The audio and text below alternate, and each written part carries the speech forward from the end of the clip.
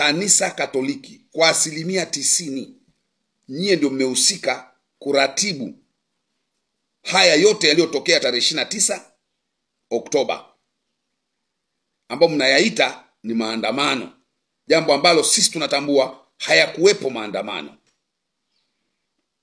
Hayakuwepo maandamano. Kwa hiyo nyie mmehusika kuratibu, kuyatengeneza, kuyaweka sawa. Kwa hiyo yaliyotokea tarehe 29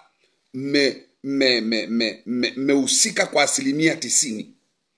Hiyo inayobaki 10 ndio ya wanasiasa, Chadema na nini. Lakini yote walikuwa wanafanya kwa maelekezo yenu.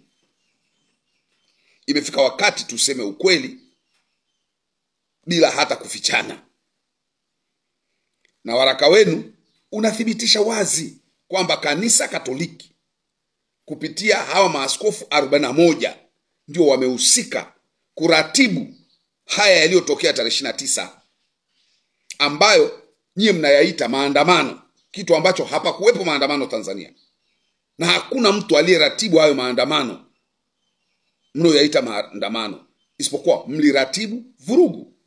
Kama nilivyosema, Kanisa Katoliki kupitia teki au maaskofu 41 mnatakiwa kuliomba radhi taifa la Tanzania.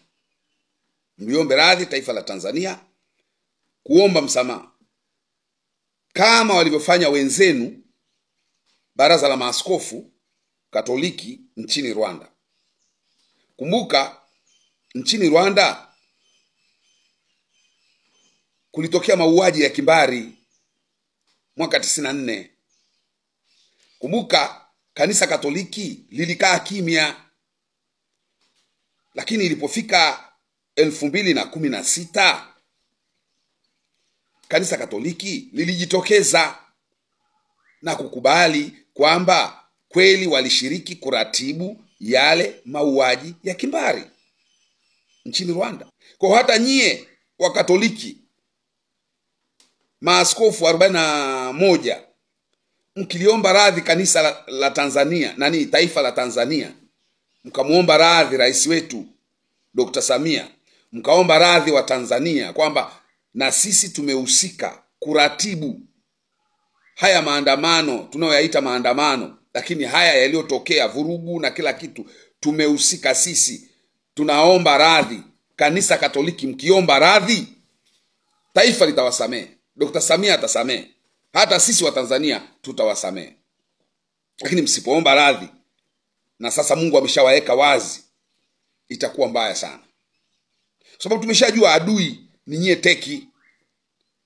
Kama nilivyosema, mmeratibu hizi vurugu kwa njia nyingi. Ni nani asiyejua? Hata yule padri wa aliyejiteka kule Songea, Ruvuma, mapadri hao waliokuwa wanajiteka wenyewe. Nani asiyejua kwamba ilikuwa ni mikakati na mbinu inayopangwa na teki kwa lengo tu la kuzuia uchaguzi? Nani asiyejua? Tunajua kabisa kwamba ile ilikuwa ni mikakati. Jiteke pale, mnajiteka, mnajifanya kwamba mmetekwa, kumbe mmejiteka wenyewe. Lengo nini? Ni namna na mbinu za kuzuia uchaguzi tarehe 29. Sasa matokeo yake ndio haya, tumepata maafa, watu wamevunjiwa maduka yao, wameharibiwa mali zao. Kwa hiyo haya yaliyotokea yote, na kulingana na waraka wenu mlioutoa, ndio umewafunua wazi kwamba mambo yote haya mlikuwa mnaratibu nyie. Kwa sababu nyie mmekiri na kudanganya umma wa Tanzania kwamba yale yalikuwa ni maandamano, wakati hapakuwepo na maandamano.